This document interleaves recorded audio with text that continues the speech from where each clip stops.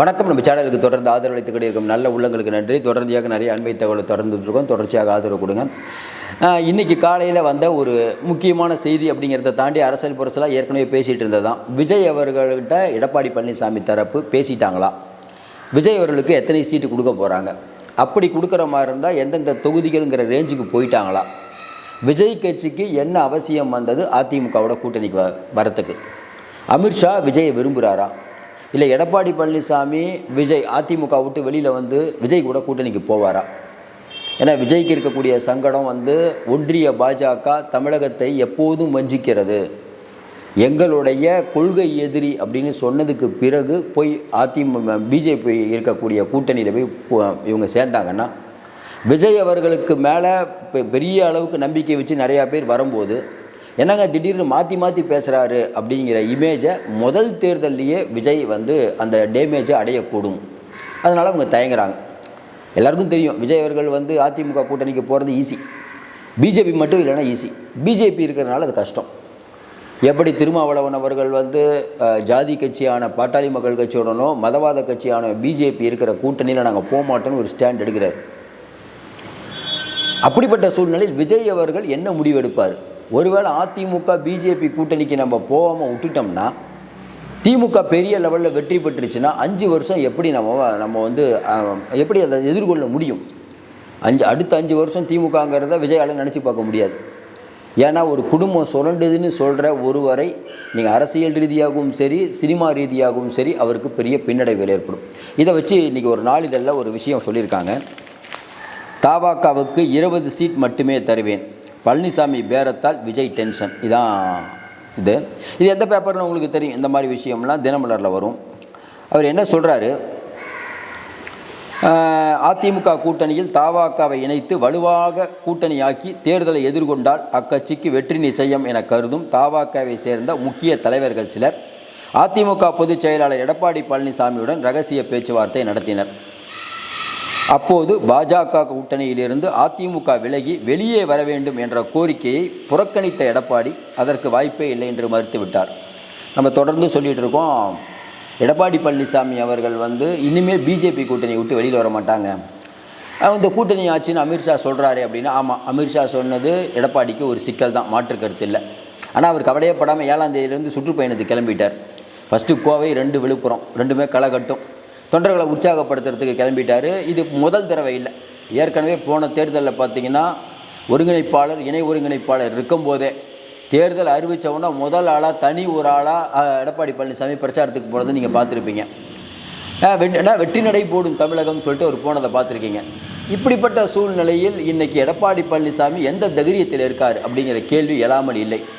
எப்படிங்க கூட்டணி பிஜேபி அதிமுக கூட்டணி மட்டும்தான் முடிவாக இருக்குது, இதை வச்சு தேர்தலை சந்திக்க முடியுமா? விஜய்கிட்டலாம் பேசினாங்களா இல்லையா தெரியல.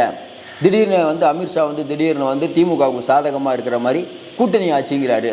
இப்போ கூட்டணி ஆட்சி அப்படின்னு சொன்னி அமித்ஷா சொன்னது ஒருவேளை உண்மையாக இருக்கிற பட்சத்தில், எடப்பாடி ஒத்துக்கிற பட்சத்தில் முட்டு சந்து தான். அது நமக்கே தெரியும். எடப்பாடி எந்த காலத்திலையும் அந்த ஒரு நிலைமைக்கு போக மாட்டார், நம்ம உறுதியாக சொல்கிறோம். தேர்தலுக்கு முன்பு எடப்பாடி பழனிசாமி வாயிலிருந்தோ அதிமுக வாயிலிருந்தோ நாங்கள் கூட்டணி ஆட்சிக்கு ஒத்துக்கிறோன்னு சொல்கிறதுக்கான வாய்ப்பே இல்லை, இப்போவே நம்ம சொல்கிறோம். அப்படிப்பட்ட சூழ்நிலையில் எடப்பாடி பழனிசாமி என்ன செய்ய போகிறாரு அப்படிங்கிற விஷயத்தை பார்க்கும்போது, எடப்பாடி பழனிசாமி தரப்பு சொல்கிறது, கொள்கை ரீதியில் பாஜகவுடன் கைகோர்க்க முடியாது என முரண்டு பிடித்த தபாகவினருடன் பாஜகவை பண்டாரம் பரதேசி என விமர்சித்த திமுகவின் கருணாநிதியே கொள்கை கோட்பாடுகளை எல்லாம் விட்டு பாஜகவுடன் கைகோர்த்து தேர்தலை சந்தித்து வெற்றியும் பெற்றார். வாஜ்பாய் தலைமையிலான மத்திய அமைச்சரவையிலும் திமுக இடம் பிடித்தது. திமுகவே அப்படி இருக்கும்போது தாவேகா கொள்கை கோட்பாடு பற்றி பேச வேண்டியதில்லை என வகுப்படுத்தியிருக்கிறார் பழனிசாமி. இந்த நேரத்தில் இன்னொன்று சொல்லலாம், ஜாதிய கட்சியான பாட்டாளி மக்கள் கட்சியுடன் கூட்டணி இல்லை அப்படின்னு சொல்கிற திருமாவர்கள் ஏற்கனவே பாட்டாளி மக்கள் கட்சியோட இணைந்து நின்றுருக்காரு. தமிழ் குடித்தாங்கின்னு ஐயா ராமதாஸுக்கு பட்டமெல்லாம் கொடுத்துருக்காரு. முதல்ல அவர் காட்டுமன்னார் கோயிலில் ஜெயித்ததே பிஜேபி கூட்டணியிலிருந்து தான். எந்த பிஜேபி கட்சியை மதவாத கட்சின்னு சொல்கிற திருமாவளவன் அவர்கள் தான் காட்டுமன்னார் கோயிலில் பிஜேபியுடன் இணைந்து தேர்தலை சந்தித்தார். அது வரலாறு மாற்ற முடியாதுல்ல. இப்படிப்பட்ட சூழ்நிலையில் அதிமுகவில் இடம்பெற வேண்டுமென்றால் தபாகவுக்கு குறைந்தபட்சம் 80 தொகுதிகள் வேண்டும் அக்கட்சி வலியுறுத்தி உள்ளது. 80 தொகுதி, ஏன்னா வெளியில் அரசியல் பரிசலாக பேசுனது என்னென்னா 80 தொகுதி கூட இல்லை, துணை முதல்வர் அதற்கு பிறகு பார்த்தீங்கன்னா முதல்ல 2.5 வருஷம் நாங்கள், 2.5 வருஷம் நீங்கள். இப்போ அதிமுக இயற்கையிலேயே என்னங்க இது 30 வருஷம் தமிழ்நாட்டை ஆண்ட கட்சி. இன்னும் குறிப்பாக சொல்லணுன்னா இன்றைக்கி வாக்கு சதவீதத்தின் அடிப்படையில் பார்த்தீங்கன்னா எப்பயுமே பெரிய கட்சி அதிமுக தான். இன்றைக்கி பிரிஞ்சு போனவங்கெல்லாம் வேறு ஒன்று சேர்ந்துட்டாங்க. டிடிவி, ஓபிஎஸ்லாம் உள்ளே சேர்ந்து தான் ஒரு கூட்டணி அமைக்கிறோம். போன தேர்தலில் யாருமே எதிர்பார்க்காத வகையில் அதிமுக பிஜேபி கூட்டணி எல்லாம் 20-30 நினச்சிட்டு இருந்தோம். கிட்டத்தட்ட அதிமுகவே 66, பாட்டாளி மக்கள் கட்சி இவங்கெல்லாம் சேர்த்தா கிட்டத்தட்ட 70+ வராங்க. 10 வருஷம் அதிமுக ஆட்சி இருந்ததுக்கு பிறகு நடக்கக்கூடிய தேர்தல்லையே அதிமுகவுடைய பர்ஃபார்மன்ஸ் எல்லை மீறியதாக இருந்தது. பிஜேபியை வச்சுக்கிட்டே அப்போ இன்றைக்கி இருக்கக்கூடிய சூழ்நிலையில் 5 வருடமாக திமுக ஆட்சி எந்த நிலைமையில் இருக்குதுன்னு தெரியும். அதனால் எடப்பாடி பழனிசாமி அவர்கள் அவ்வளோதான் கொடுக்க முடியுன்றார். 80 தொகுதி கேட்டிருக்காங்க. அதற்கு வாய்ப்பே இல்லை என தெரிவித்த பழனிசாமி இதுவரை டிவிகே எந்த தேர்தலையும் சந்திக்கவில்லை, தனது ஓட்டு வங்கி எவ்வளவு என நிரூபிக்கவில்லை.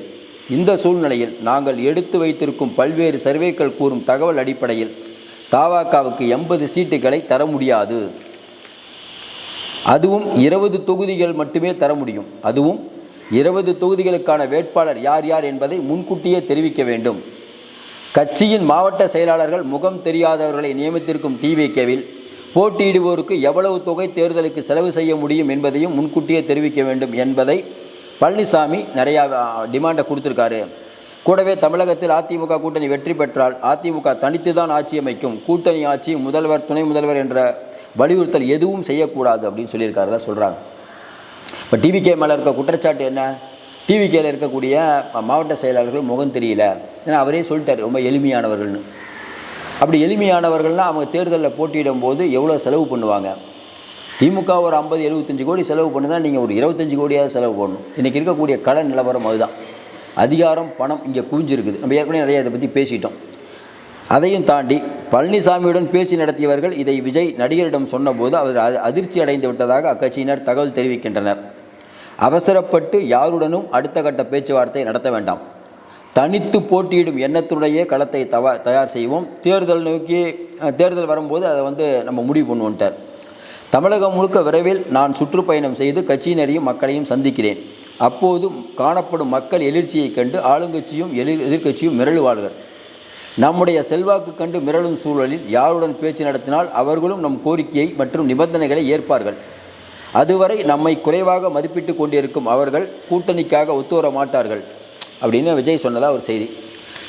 தொடர்ந்து இது காலங்காலமாக வந்துட்டு இருக்க செய்தி. விஜய் இந்த மாதிரிலாம் பண்ணுறாரு, அதிமுக எல்லோரும் எதிர்பார்த்துட்டு இருக்க செய்தி என்னென்னா விஜய்க்கு 60 தொகுதி கொடுப்பாங்க, 70 தொகுதி கொடுப்பாங்கன்ட்டு.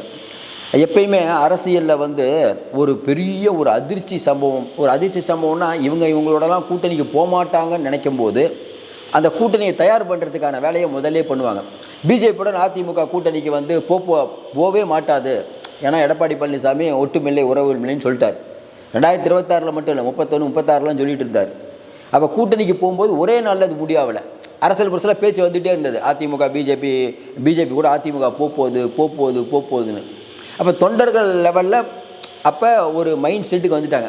நம்ம எடப்பாடி பழனிசாமி பிஜேபியோட போகிறாரு.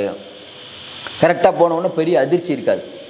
அப்போ ஏற்கனவே டிவிகே அப்படின்னு தனிச்சு நிற்கிறதுல டிவிகே உறுதியாக இருந்ததுன்னா இப்போ கூட விஜய் தரப்பில் யாராவது நாங்கள் தனித்து தான் நிற்போம், விஜய் அவர்கள் தான் சிஎம்னு சொல்கிற வரவங்களோட மட்டும்தான் கூட்டணி, நிறையா யூகங்கள் பத்திரிகையில் வருது, பத்திரிகை செய்திகள் அதிமுக தன்னுடைய கொள்கை எதிரியான பிஜேபியுடன் கூட்டணிக்கு போகுது அப்படிங்கிற மாதிரி செய்தி வருது, யாரும் நம்பாதீங்க, எங்கள் தனித்தன்மை எங்களுக்கு இப்படி தான் அப்படின்னு அறிக்கை விட்டுருக்க முடியும். கண்டிப்பாக கூட்டணி இல்லைன்னா அது சரியானா சரியில்லை தான், நம்ம பொறுத்த வரைக்கும் விட்டுருக்க தேவையில்லை. ஏன் சார் கூட்டணிக்கு எல்லா கதவுகளையும் நம்ம திறந்து தான் வைக்கணும். இன்றைக்கி இருக்கக்கூடிய சூழ்நிலையில் திமுக அசூர பலத்தோடு இருக்குது.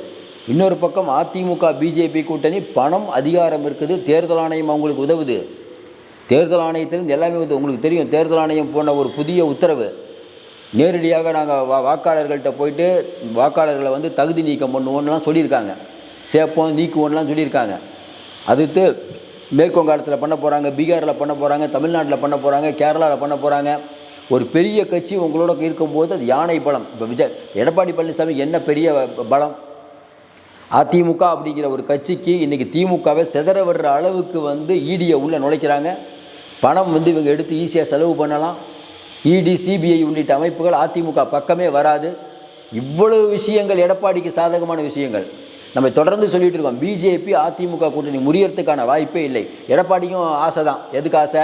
டிவிக்கோட கூட்டணி வைக்கணும்னு. எடப்பாடி பழனிசாமி ஏன் டிவிக்கோட பேசி தோல்வி அடைந்தது?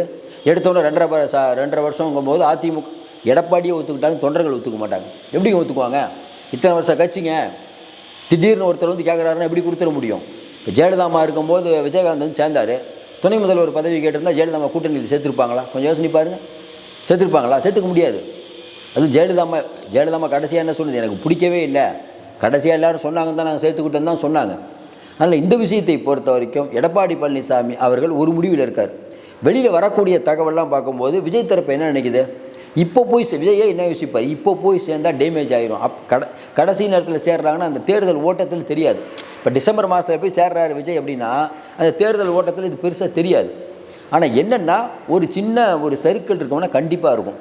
தன்னுடைய கொள்கை எதிரி வந்து நான் மோடிஜின்னு அவர் பேசின வீடியோவை போட்டுருவாங்க. இந்த பக்கம் நான் கூட்டணிக்கு போகிறேன்னா பாருங்கள், இதுதான் வந்து நாங்கள் ஏற்கனவே சொன்னோம்ல, விஜய் வந்து பிஜேபியோட பி டீம்னு. அந்த பி டீம்ங்கிறத நிரூபிச்சிட்டாரு. காலம் முழுக்க அந்த பழி இருக்கும். ஒன்ஸ் நீங்கள் போய் ஒரு கட்சியோட சேர்ந்துட்டிங்கன்னா நாளைக்கு நீங்கள் வந்து பிஜேபி பாசிச பாஜகனா ஏங்க அப்புறம் ஏன் கூட்டணிக்கு போனீங்கன்னு கேள்வி வரும். இப்போ நம்ம கேட்குறோம்ல, ஏன் வந்து திருமாவளவன் அவர்கள் போய் வந்து காட்டுமன்னார் கோயிலில் பிஜேபியோட கூட்டணிக்கு வச்சு ஜெயிச்சாருன்னு நம்ம சொல்கிறோமா இல்லையா? இந்த சிக்கல் விஜய்க்கு அவர்களுக்கு இருக்கிறது. அதனால் கொஞ்சம் யோசிச்சுட்டே இருக்கார். அரசியலை பொறுத்த வரைக்கும் நிரந்தர நண்பனும் இல்லை, நிரந்தர எதிரியும் இல்லை, யாருக்கும் வெக்கம் இல்லை. பழசெல்லாம் பேசணும்னு வச்சுக்கோங்களேன். நேருவின் மகளே வருக, நிலையான ஆட்சியை தருக, இதெல்லாம் திமுகவுடைய வாசகம். கனிமொழி அவர்களையும் ராஜா அவர்களையும் சிறையில் வச்ச காங்கிரஸோட தான் கூட்டணியில் இருக்காங்க. கூடாய் நட்பு கேடாய் முடியும் ஸ்டாலினே சொன்னார் காங்கிரஸை பார்த்து. இன்றைக்கி காங்கிரஸ் தான் கொண்டாடுறாங்க வச்சு. கொஞ்சம் யோசனை பாருங்கள். அதனால் இந்த விஷயத்தை எக்காலத்திலையும் நான் வந்து ஏதாவது சோனியா காந்தியை வந்து காங்கிரஸும் அதிமுகவும் எப்படி இருந்தது ஒரு காலத்தில், இன்றைக்கி அதிமுகவும் காங்கிரஸும் எப்படி இருக்குது? அதனால் ஒன்றும் வேணாம், பாட்டாளி மக்கள் கட்சி வந்து பாட்டாளி மக்கள் கட்சி பற்றி நம்ம பேச வேணாம்னு நினைக்கிறேன். ஏன்னா அவங்க நிறைய பேர் திட்டுவாங்க, சேருவாங்க. ஆனால் இன்றைக்கி இருக்கக்கூடிய கால சூழ்நிலையில் இந்த மாதிரியான ஒரு செய்தி, தாவேக்காவுக்கு 20 சீட் மட்டுமே தருவேன், பழனிசாமி பேரத்தால் விஜய் டென்ஷன் அப்படிங்கிற செய்தி தொடர்ந்து வந்துட்டு இருக்குது. இது வந்து இன்றைக்கி தினமலரில் போட்டிருக்காங்க. நம்ம ஏற்கனவே சொன்ன மாதிரி அதிமுக பிஜேபி கூட்டணி வந்த உடனே விஜய் தரப்புலேருந்து ஒரு அறிக்கை வந்தது. எப்படி வந்து இவங்க வந்து சில பேரெல்லாம் வந்து இழுக்கிறாங்க கூட்டணிக்குன்ட்டு. ஆனால் இதுவரை நேரடியாக விஜய் வந்து திமுகவை டேமேஜ் பண்ணுற மாதிரி அதிமுகவை டேமேஜ் பண்ணலன்னு ஒரு விஷயம் இருக்குது. ஆனால் நம்ம என்ன கேட்குறோம், ஏன் டேமேஜ் பண்ணணும்? ஏற்கனவே சொன்ன மாதிரி நீங்கள் மட்டும் வந்து அதாவது என்னென்னா எல்லா ஆப்ஷனையும் திறந்து வைப்பீங்க. பாட்டாளி மக்கள் கட்சி எல்லா ஆப்ஷனையும் திறந்து வைக்குது, தேமுதிக எல்லா ஆப்ஷனையும் திறந்து வைக்குது. அப்போ விஜய் மட்டும் இல்லை நான் யாரோடையும் கூட்டணிக்கு போக மாட்டேன்னா யாரோட கூட்டணிக்கு போவார்? விஜய்க்கு இருக்கக்கூடிய சங்கடம் என்ன? சங்கடத்தையும் இங்கே பார்க்கணும்ல. திமுக வந்து கூட்டணி வலுவாக இருக்குது. ஒருவேளை விசிகா நம்ம பேர் என்னது கம்யூனிஸ்ட்டு இப்போ யாருமே எங்களுக்கு தேவையில்லைன்னு விஜய் இதுக்கு சொல்லணும். அதனால் இது வந்து சரியான வாதமாக இருக்காது. இன்னொன்று, திமுகவுக்கு இருக்கக்கூடிய டிராபேக்கு இதுதான். இப்போ எடப்பாடி பழனிசாமி சொல்கிறாருல, பண்டாரம் பரதேசி நீங்கள் போய் கூட்டணி வச்சிங்கன்னு கேட்குறதுக்கு திமுகன்றது என்ன பதில்? கோத்ரா சம்பவம் நடைபெற்ற போதும் சரி, அந்த ஒரிசாவில் பாதிரியார் எரிக்கப்பட்டதும் போதும் சரி, திமுக வாஜ்பாய் கூட்டணியில் அங்கம் வகித்தது மறுக்க முடியுமா? இப்போ திமுகவுக்கு ஒரு நியாயம், விஜய்க்கு ஒரு நியாயமாங்கிற கேள்வி எழுது. ஐயாவும் வேணாம் அம்மாவும் வேணான்னு சொன்ன விஜயகாந்த் அவர்கள் தான் போய் ஜெயலலிதாவோட கூட்டணி வச்சாங்க, உண்டா இல்லையா? அதனால் இந்த காலத்தில் எல்லாரும் பண்ணிகிட்டு இருக்காங்க. எடப்பாடி பழனிசாமிகிட்ட நம்ம ஒன்று பார்க்குறோம், கண்டிப்பாக எடப்பாடி பழனிசாமி கூட்டணி ஆட்சிக்கு ஒத்துக்க மாட்டார். ஜூலை 7ஆம் தேதி அமித்ஷா வரும்போது அநேகமாக இதுக்கு தீர்வு காணப்படும் உறுதியாக நம்புகிறோம். ஒருவேளை அமித்ஷா இல்லை கூட்டணி ஆட்சின்னு பழைய பல்லவியை பாடிட்டு இருந்தாருன்னா எடப்பாடி தனியாக போவாரே தவிர பிஜேபியுடன் எக்காலத்திலையும் கூட்டணி வைக்க மாட்டார். எடப்பாடி பழனிசாமி தனியாக போவதே அமித்ஷா விரும்ப மாட்டார். அதனால் அமித்ஷா ஒத்துக்குவாருங்கிறத நம்ம நினைக்கிறோம். பொறுத்திருந்து பார்ப்போம். நிறைய அண்மை தகவலை கொடுத்துட்ருக்கோம். தொடர்ந்து ஆதரவு கொடுங்கள். மீண்டும் சந்திப்போம். நன்றி, வணக்கம்.